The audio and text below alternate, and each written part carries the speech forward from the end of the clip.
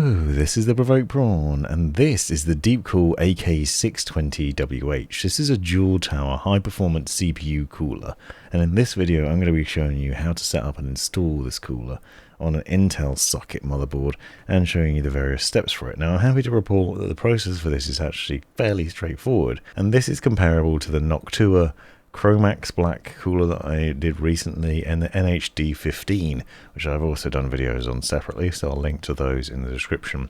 But what you can see is it's quite a nice looking cooler with two 120mm fans. These are PWM controllable fans, which means that you can control the speed of them, and they also have really easy setup. The installation is remarkably simple. As you can see, it also sits reasonably high above DDR4 RAM, and this is an Intel build, and obviously with an 11th gen motherboard, and I'll leave the specs in the description. But in this video I'm going to be basically showing you the setup process for it, talking through the various steps, showing you what's included in the box, and talking about the setup for it, as well as showing the various different things of highlight and the steps for installing with the motherboard. Now I'm using a NZXT motherboard here, and I'm going to demonstrate what the process is for that.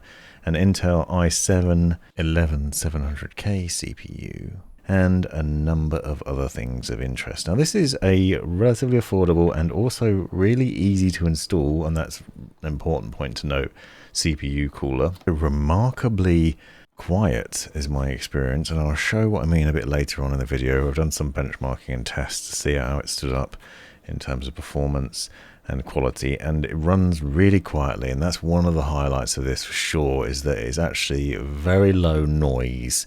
The fans will spin from 500 to 1850 RPM, and they're dynamic range, but they're designed to run quietly with fluid dynamic bearings, so have low noise, but also obviously keep that tower cool enough to cool your CPU really nicely.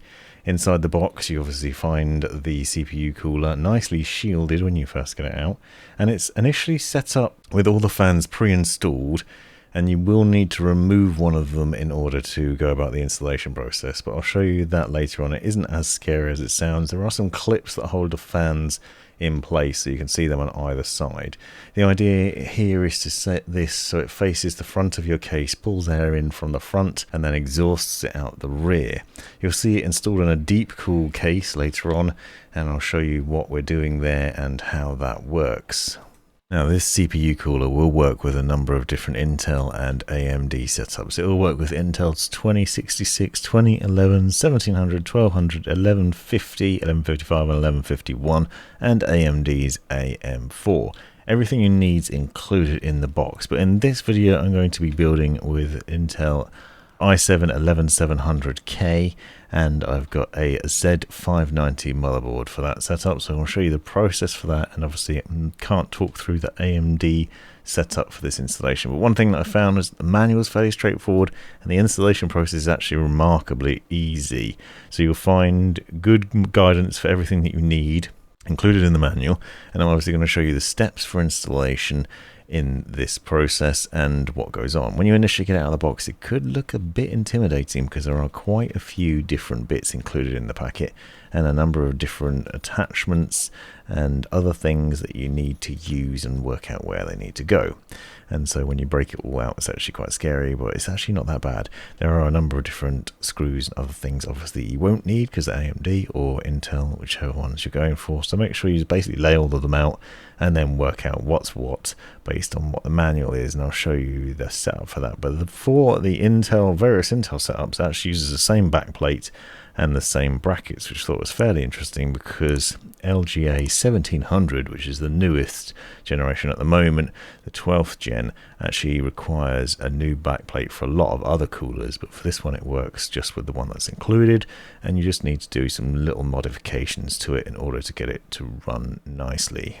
As you can see, the cooler comes pre-installed with the two fans already set up. You will actually need to remove one of them in order to install it, and I'll talk through the process there. But what you'll notice is also that both cables from the fans are down here as well, so keep those in mind because we will need to connect those up to the motherboard in order to control the fans, and obviously keep the thing cool. Obviously, this is also going to be facing the front of your case. So the front of the fans is where the air is being sucked from. Be sucked through the first radiator, then through the second one using the other fan, and then exhausted out the rear. So you're keeping it cool by running it like that. If you look at the manual, you will see the position of the backplate. So you can see the design of this and where those pins are meant to be positioned, and you get an idea of how you position them. They're a little bit difficult, I found, to maneuver. You do have to push them with a little bit of force, but it shows you for which setup you're using where they need to be set in order to use it. I'm obviously using an LGA 1200 socket in this setup, but as I said, this will also work with LGA 1700. So you adjust the position of the pins, making sure they're all in the right place, and then this goes on the back of your motherboard, pushes through the holes in the right places, and then you screw down the thumb screws on top, and I'll show you that now. So here is an NZXT N7Z590, as you can see, LGA 1200 socket. So put the backplate behind the motherboard and put it in the position where those pins come through the 4 holes. Obviously taking care to do this using anti-static mat or some sort of protection so you're not damaging the motherboard while you're doing it. I've already installed the CPU here, and obviously the RAM and NVMe drives are also set up and ready to go, and then I'm just basically connecting up everything else. I find it easiest to do this outside of the case. It does depend on the case you're installing it in. Sometimes you have access to the rear to be able to install the backplate on the motherboard, but on this case it might be a bit fiddly, and some other cases it's quite fiddly. Also, it makes it easier for me to demonstrate how to do it, so just for demonstration purposes, this is how I'm doing it outside. So you have 4 standoff screws included that then need to be threaded down onto the screws that have come through from the back plate that's then pinned down. So you put them into the 4 different points that then holds the back plate into place. This is what you're then going to seat some extra brackets on top of, and then obviously the cooler as well. The good setup for this is very straightforward. Basically you have to make sure these are nice and tight so that the back plate's held in place really well, and obviously the cooler has good contact with the CPU. It's also worth noting that you will need to apply thermal paste, and that is included in the packet as you saw earlier on. So the setup there is pretty straightforward as well. You just need to make sure you apply the right amount of thermal paste in order to keep it cool and running nicely. In a minute I'm also going to show you where you connect up the fans, so the cabling for that. Now, one of the things I said is that I am using this outside the case for demonstration purposes. One thing I will say is that I found that once it was inside the case, it was actually quite difficult to plug in other cables because this tower sits really high. So bear that in mind. If you're building in a smaller case, you may struggle trying to plug things in if you're doing it the way I am, where you're basically plugging in things and connecting everything up before you put it in the case. So just keep that in mind. Now, with these other brackets that sit on top of the standoff screws, you'll see markings for 1, 2 and 3.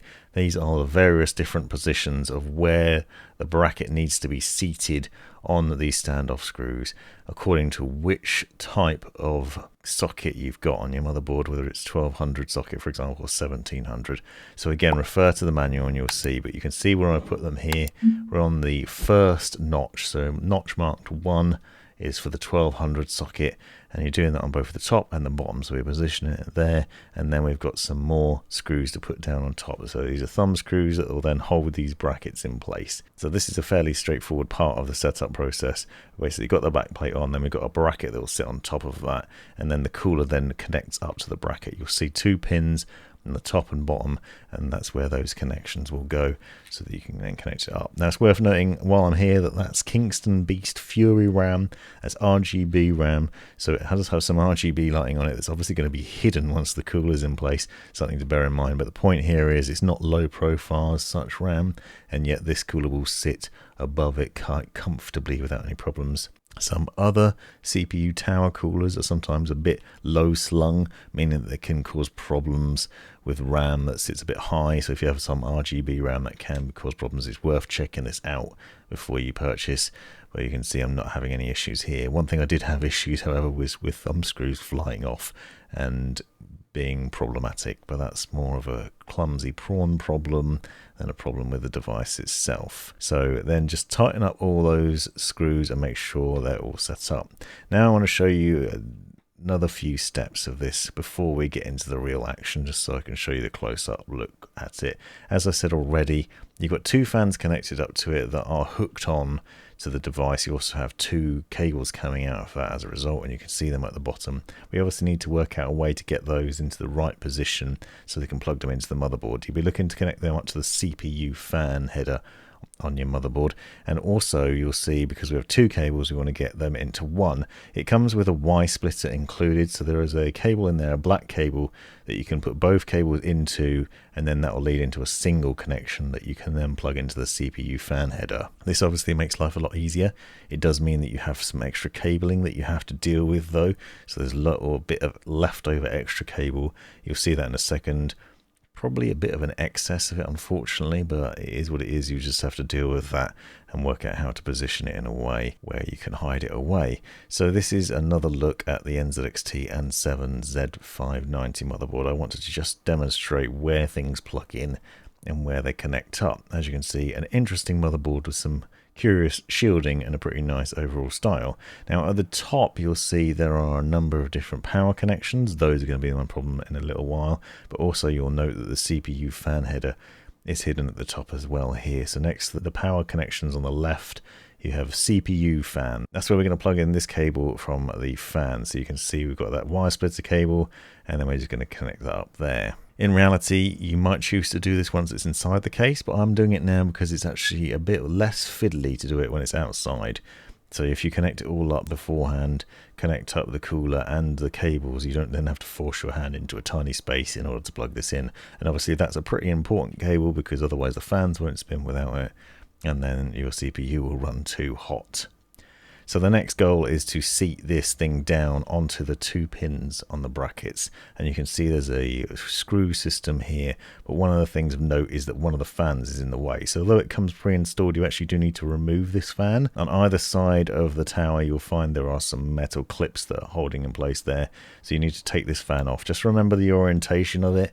You need to make sure that when you put it back in the same way, because otherwise the two fans will be fighting each other and pulling and pushing air in different directions, which would obviously not be ideal. Once we've taken that off, you then have access to be able to use this long tool that's included to then screw those pins down and hold the bracket in place so it sits properly on the CPU and cools it off nicely. Now, as I said, there's a tube of thermal paste included in the box.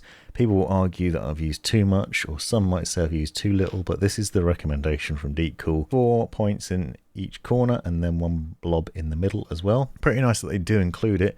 Unusual that it's not already pre-applied to the CPU cooler. That is something you see quite often, but it does mean that you have to do a little bit of work yourself.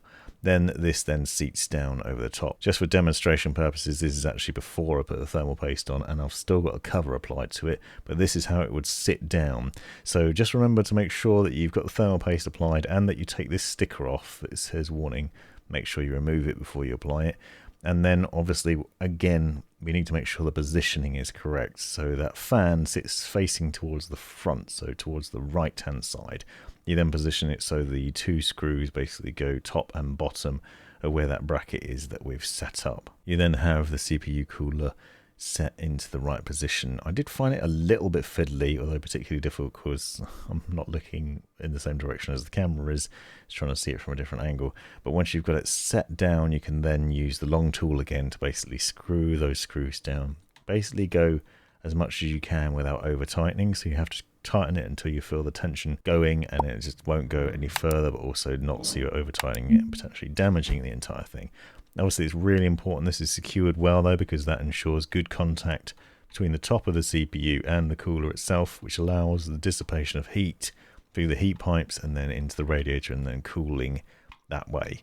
This setup is actually really nice. It's a very nice setup, really easy to do, and also aesthetically pleasing. I think this white one goes really well with the motherboard and also the white case, as you'll see at the end. It's a very nice device. It's also really easy to install. The bracket system was fairly straightforward to do, and I didn't find any hassles with the setup of it. It's really wonderful. I'll leave the specs in the description so you can get an idea of the size of it though, because as you'll see it is pretty chunky, so it's worth bearing in mind if you have a smaller case. Now once again, repositioning, putting that fan back in into the middle. Again, make sure that the front of it is facing towards the front, because you don't want to turn it around the wrong way and then cause issues. You also need to bear in mind where that cable is going to go, but the clips basically hold onto the side.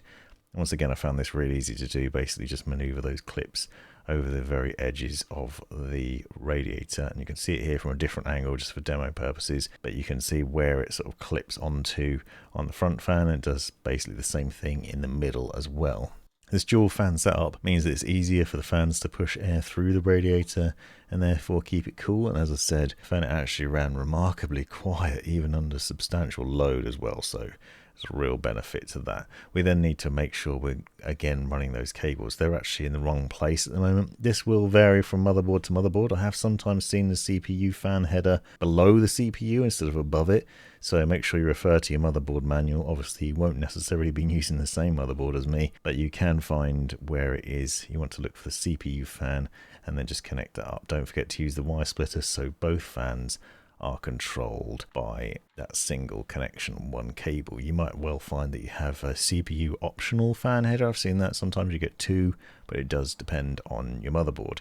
So what I've done is I've run them through the middle and underneath, but go make sure that they're not contacting any of the heat pipes, because you basically don't want pressure on the cables, obviously, that could get overly hot on those metal heat pipes. That would not be ideal, and that could cause problems. But then, as I said, you'll see that there's an excess of cable at the top that you've got to do something with. I actually ended up tucking some of it there. The other option is to run some of it to the back perhaps. But the end result now is we have it set up and ready to install. Now I'm going about setting it up and putting it into the case. I'm going to do a video separately on this case if you're curious and want to find out more about it. This is the DeepCool AK630 WH, which is obviously taking this ATX motherboard and a setup which includes 4 fans as standard, 3 of which are RGB, and you also have options for mounting radiators instead. But I think the DeepCool tower cooler makes for a nice fit with the overall aesthetic of it, especially with the combination of black and white. And also surprisingly runs really quietly in this setup as well, as I'll demo in a moment. I've put it through a number of different benchmarks, and I found that with the 4 fans on the case and the 2 fans on the radiator, it's run remarkably quiet and also looks really nice, really understated and very stealthy looking. So to put it through its paces, obviously I wanted to run a few different things. So I was running Cinebench R23, and you can see hardware monitor on the right hand side. Oh, in a minute I'm also going to run Heaven Benchmark, and I'm also recording with OBS Studio. This is all in a warm room, it's worth noting, because it is actually quite hot running 2 PCs at the same time. But what I found, and what I'll show in a minute, is it actually ran really quietly, and surprisingly quiet, actually quieter than my main rig, which is a Fractal Design Torrent, which in fairness has a lot more fans in it, but still. So a close look at the end of the run, and you can see the CPU temperatures here. So you're actually reaching a max temp of 75 degrees. Now Cinebench R23 is pretty intensive, more intensive than you'd use for most gaming purposes. Obviously you need to take benchmarks with a pinch of salt, because it's going to vary depending on the case, your environment, and a lot of other factors. As I said, it's a pretty warm room. It's the end of the day, but I've been running a PC pretty hot all day in here, and then obviously knock-on effects on that. And the number of fans in the case is obviously going to make a difference too, so take these with a pinch of salt, but still, it ran quite cool, I think. And this is an interesting test, so I wanted to do the same thing again, with a bit more intensive. So I basically ran and tested with Heaven Benchmark as well. So this is essentially testing the GPU and CPU at the same time. This obviously ramps up the temperatures inside the case, because the GPU is then pumping out heat as well. It's worth noting that actually the GPU did get quite hot, but that's nothing to do with the CPU cooler. I think that's more the fan setup in the case, and that will be something to cover in the case video. So if you're interested in that, please come back and check that out. If you've enjoyed this video, by the way, and you've made it this far, I really appreciate you. Smash that subscribe button. Let me know in the comments if you've got any questions. Head over to my Discord as well to get chatting with me. And I hope you found this useful, because it's taken a long time to put together. But hopefully you'll see now that this has been a wonderful experience, and I'm really impressed with this cooler, to be honest. I really like this tower cooler. It was easy to set up, easy to install, but more importantly, runs really quietly and seemingly really effectively as well. What more could you want? So this PC ran at about 47 decibels in test purposes, which is actually really quiet in reality. And I actually think there was some knock-on effects from road noise and from my own PC that was also using for video editing at the same time, which was louder, and this might have had, actually might be running quieter than this. So I'm actually really impressed with the overall setup of this. Let me know in the comments if you've got any questions. Be sure to check out the description for more information. This has been the Provoked Prawn. Thanks for watching. This has been the Provoked Prawn. Hope you found this video useful, interesting, hilarious, or otherwise. Take a look at these other videos that I think you might find interesting as well. And have a look at the description for links and other information you might find useful. Click that join button to see the benefits of being a member of my YouTube channel. And most importantly, have a great life.